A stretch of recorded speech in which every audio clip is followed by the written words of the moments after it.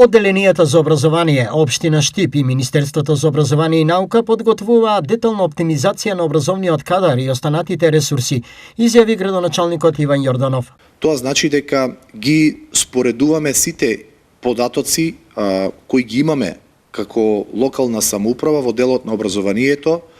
бројот на деца, наставниот кадар, просториите со кои што располагаме во рамки на образовните институции и врз основа на тоа треба се донесе одлука за развој на образованието на територија на Општина Штип. Со оглед на се помалиот број на ученици, рационално е да има се помал број паралелки, бидејќи некои од нив бројат и само по неколку ученици, објаснува Јорданов. Имаме две опции. Едната опција е да го намалиме бројот на паралелки во сите школи, во сите училишта, а со тоа и да се намали бројот на наставниот кадар, или втората опција е да се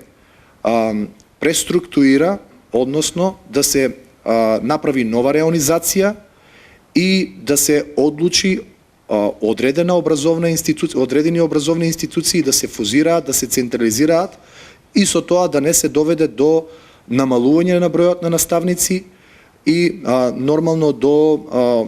она кое што ќе биде негативна последица по наставниот кадар. Така да одлуката ќе зависи од повеќе фактори, од повеќе чинители, вклучувајќи го овде ресорното министерство, наставниот кадар, родителите, кои ќе бидат вклучени во комуникацијата и во конечната одлука. Во контекст на најавената оптимизација се споменува и Општинското основно училиште Гоце Делчев, за каде штипскиот градоначалник изјави: До крајот на оваа учебна година, во координација со сите чинители, ние ќе излеземе со наш став, со наша одлука и секако дека оваа одлука ќе биде во интерес на граѓаните на Општина Штип, на учениците, на образовниот процес и на училиштата.